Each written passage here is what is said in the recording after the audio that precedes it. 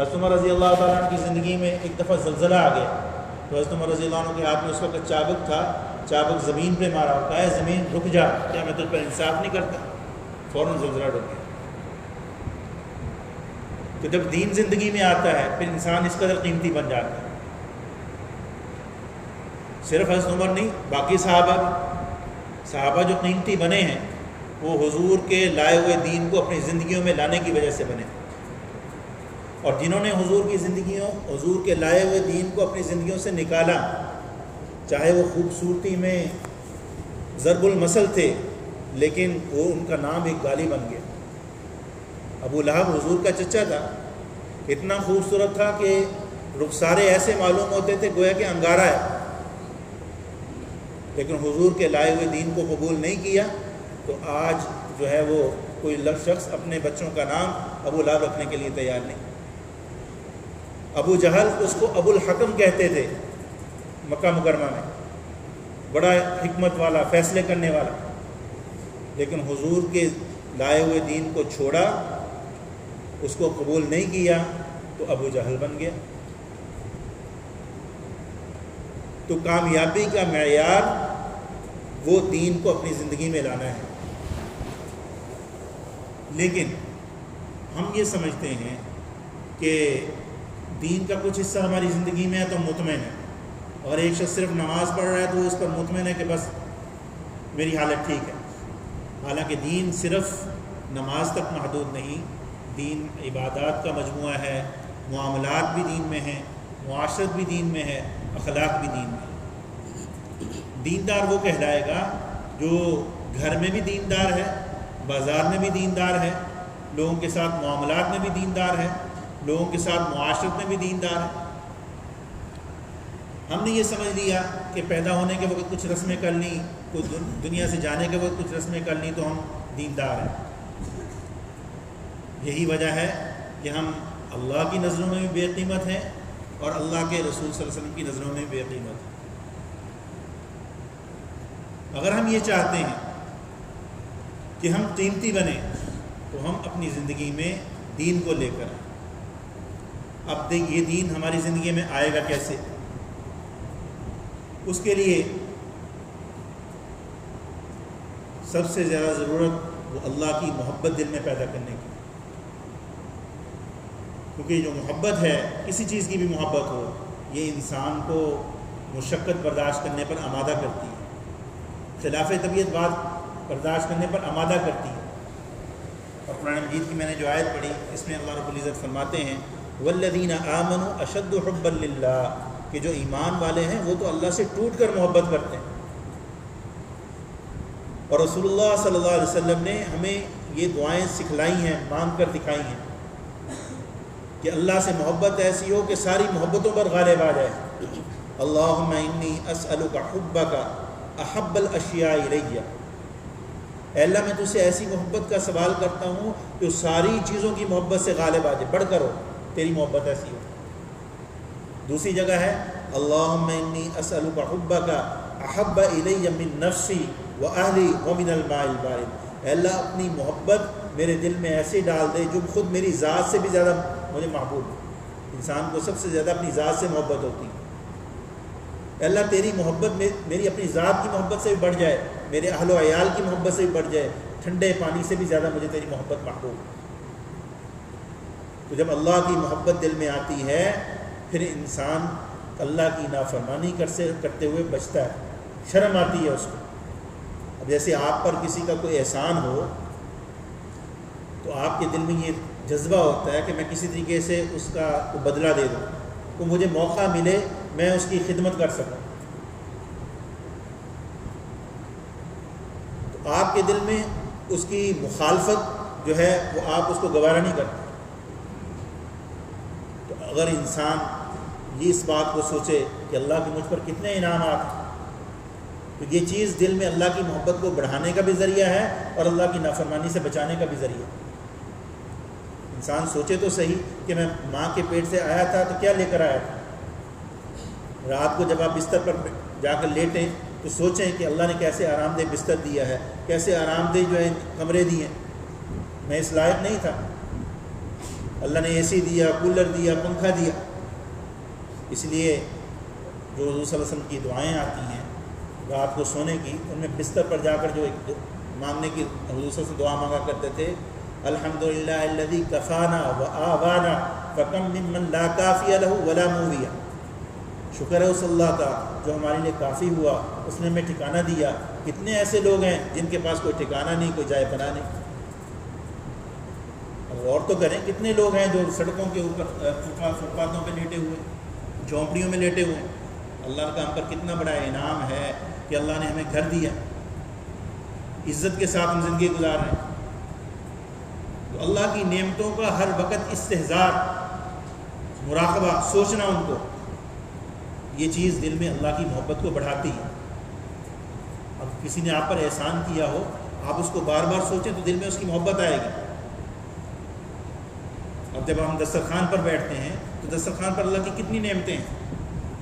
اللہ نے ان نعمتوں سے نوازا، پھر اللہ نے ذائقے کی نعمت سے نوازا. کتنے لوگ ایسے ہیں بیمار ہوتے ہیں، ذائقے کی نعمت سے محروم ہو جاتے ہیں، ان کو پتہ ہی نہیں ہوتا کہ یہ میٹھا ہے کڑوا ہے. اور پھر اللہ کی کتنی بڑی نعمت ہے، نعمتیں بھی موجود ہیں، ان کو گلے میں حلق میں اتارنے کی طاقت بھی دی ہے. کتنے آدمی ایسے ہوتے ہیں معدہ خراب ہو جاتا ہے، سب کچھ موجود ہے، نہیں کھا نہیں سکتا، ہضم نہیں ہوتا. تو ان نعمتوں کا استحضار، بار بار ان کو سوچنا کہ اللہ کے مجھ پر کتنے انعامات ہیں. جب انسان ہر وقت اللہ کی نعمتوں کا استحضار کرے گا، ان کو سوچے گا، زبان سے ان پر شکر ادا کرے گا، تو دل میں اللہ کی محبت آئے گی. پھر وہ اللہ کی نافرمانی کرتے ہوئے سوچے گا کہ جس اللہ کے مجھ پر اتنے انعامات ہیں تو میرا وجود اس کی نافرمانی کرتا ہوا اچھا نہیں لگتا. پھر انسان اپنے بدن پر بھی دین لے کر آئے گا، اپنے گھر میں بھی دین لے کر آئے گا، اپنی معاشرت میں بھی دین لے کر آئے گا. تو ایک طریقہ اللہ کی محبت کو بڑھانے کا وہ اللہ کی نعمتوں کا استحضار ہے اور ان کا مراقبہ، بار بار سوچنا. اور دوسرا طریقہ اللہ کا ذکر کرنا، صبح و شام اللہ کا ذکر کرنا. اللہ تعالیٰ نے مومنوں کی جو صفات ذکر کی ان میں فسبحان اللہ حین تمسون و حین تصبحون، وہ اللہ کی پاکی بیان کرتے ہیں صبح کو بھی شام کو بھی. صبح و شام اللہ کا ذکر کرتے ہیں، اللہ سے باتیں کرتے ہیں. جب کسی سے محبت ہوتی ہے، انسان جتنی اس سے گفتگو کرتا ہے، باتیں کرتا ہے، محبت بڑھتی ہے. تو اللہ کی محبت بڑھانے کا ایک طریقہ یہ بھی ہے کہ اللہ کا ذکر کیا جائے. اللہ کے ذکر میں تلاوت بھی ہے. تلاوت تو براہ راست اللہ سے گفتگو ہے. جو آدمی تلاوت کر رہا ہے وہ اللہ سے گفتگو کر رہا ہے. تم اپنی زندگی میں، اپنے معمولات میں صبح و شام جو ہے کچھ وقت نکالیں. آدھا گھنٹہ ہی انسان صبح نکال لے، صبح نکالے، آدھا گھنٹہ شام نکال لے، تو اس کی زندگی میں تبدیلی آنی شروع ہو. کہ کچھ وقت تلاوت کرے، کچھ وقت تیسرے کلمے کی تسبیح پڑھے، کچھ استغفار کرے، اللہ سے معافی مانگے، اور کچھ جو ہے درود شریف پڑھے. تو ان معمولات پہ آئے گا تو دل میں اللہ کی محبت بڑھے گی. اور اسی طریقے سے کچھ وقت نوافل کے لیے نکالیں. ہم یہ نہیں کہتے کہ آپ 300 نفل پڑھو، ایسے بھی امت میں بے شمار لوگ گزرے جن کا معمول ہزار نفل پڑھنے کا بھی تھا. ہم یہ نہیں کہتے، ہم یہ کہتے ہیں کہ تھوڑے سے نفل علیحدہ پڑھ لو. چلو تہجد نہیں پڑھ سکتے تو اشراق پڑھ لو، اشراق نہیں پڑھ سکتے چاشت پڑھ لو، یا کچھ اور نفل پڑھ لو. اب اگر ایک آپ کا ملازم ہے، وہ اپنے جو اس کا جو اوقات ہیں ان میں تو کام کرتا ہے، اور پھر جب اس کا وقت ختم ہو جائے اس کے باوجود آپ کی خدمت میں لگا ہے، تو آپ کو اس پر کتنا پیار آئے گا. یہ بڑا مخلص ہے مجھ سے کہ مجھے زائد وقت دے رہا ہے. تو نوافل بھی تو ایسے ہی، یہ جو ہمارے اوپر فرض ہے اس سے زائد ہم اللہ کو جو راضی کرنے کے لیے یہ عمل کر رہے ہیں. اور حضور فرماتے ہیں کہ بندہ نوافل کے ذریعے اللہ کا اتنا قرب حاصل کرتا ہے کہ اللہ پھر اس بندے کی آنکھ بن جاتے ہیں، اس کی زبان بن جاتے ہیں. اب ہم یہ نہیں کہتے کہ آپ اتنے نفل پڑھو، نہیں، کچھ نہ کچھ تو ہونے چاہیے. اور قرآن مجید میں جو مومنوں کی صفات ذکر کی گئی، کانوا قلیلا من اللیل ما یہجعون وبالاسحار هم یستغفرون، کہ راتوں کو بہت کم سوتے ہیں، راتیں ان کی جاگ کر گزرتی ہیں، اللہ کے آگے نفلوں میں کھڑے ہیں، رو رہے ہیں. وبالاسحار هم یستغفرون، راتوں کو گناہ نہیں کیا لیکن پھر سحری کے وقت استغفار کرتے ہیں، روتے دھوتے ہیں. اے اللہ تیری عبادت کا جو حق تھا ہم ادا نہ کر سکے. تو یہ قرآن مجید میں مومنوں کی صفات ذکر کی گئی ہیں. تو ہم بھی اپنی زندگی میں کچھ نوافل لے کر آئیں.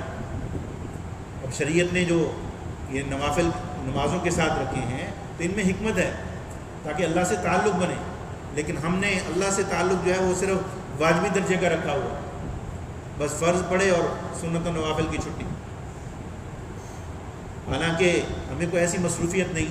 جب ایمان دل میں ہوتا تھا، جب دل میں اللہ کی محبت ہوتی تھی، پھر ایسے لوگ بھی تھے جو انتہائی مصروفیت کے باوجود ان کے نوافل چھوٹتے نہیں تھے. ایک بہت بڑے اللہ والے، ان کا انتقال ہوا، انہوں نے وصیت کی میرا جنازہ وہ شخص پڑھائے جس کی کبھی عصر کی سنتیں قضا نہ ہوں. اب جنازہ رکھا ہے، لوگ دیکھ رہے ہیں، اعلان ہو رہا ہے کہ ایسا شخص آئے جس کی کبھی عصر کی سنتیں قضا نہیں. کوئی نہیں نکل رہا. آخر وقت کا بادشاہ نکلتا ہے اور کہتا ہے کہ حضرت آپ نے مجھے رسوا کر دیا، آپ نے میرا راز فاش کر دیا. میری بادشاہت کے باوجود اتنی مصروفیت ہے لیکن پھر بھی عصر کی سنتیں قضا نہیں ہوئی. اور پھر بادشاہ جو ہے اس بزرگ کا جنازہ پڑھا. آج ہم فارغ ہوتے ہیں تو ہمیں نوافل پڑھنے کے لیے وقت نہیں ملتا. تو اللہ کی محبت بڑھانے کا ایک طریقہ یہ بھی ہے کہ نوافل کچھ اپنی زندگی میں لے کر آئیں اور ان کو پھر ہمیشہ ادا کیا جائے. کیونکہ اللہ کے نبی صلی اللہ علیہ وسلم فرماتے ہیں اللہ کو وہ عمل پسندیدہ ہے جو تھوڑا ہو اگرچہ لیکن ہمیشہ. یعنی کہ ایک وقت پڑھ لیے، 10 نفل پڑھ لیے، اگلے دن بالکل چھٹی نہیں، ہمیشہ تھوڑے تھوڑے اپنی زندگی میں نوافل کی عادت ڈالیں. اور اسی طریقے سے اللہ کی محبت بڑھانے کا ایک عمل یہ بھی ہے کہ کچھ وقت نکال کر اللہ کے آگے گریہ وزاری کی جائے، اللہ سے مانگا جائے. رسول اللہ صلی اللہ علیہ وسلم نے فرمایا کہ دعا تو مومن کا ہتھیار ہے. جیسے ہم اپنی ظاہری حفاظت کے لیے انتظام کرتے ہیں تو دعا کے ذریعے ہماری ظاہری حفاظت بھی ہوگی، ہماری باطنی حفاظت بھی ہوگی. تو ان چیزوں کا اگر ہم اہتمام کریں گے تو دل میں اللہ کی محبت بڑھے گی. اللہ کی محبت دل میں بڑھے گی تو پھر دین کا پر چلنا، اللہ کی نافرمانی سے بچنا یہ ہمارے لیے آسان ہے. اللہ سے دعا ہے اللہ تعالیٰ ہمیں عمل کی توفیق نصیب فرمائے. وآخر دعوانا الحمدللہ.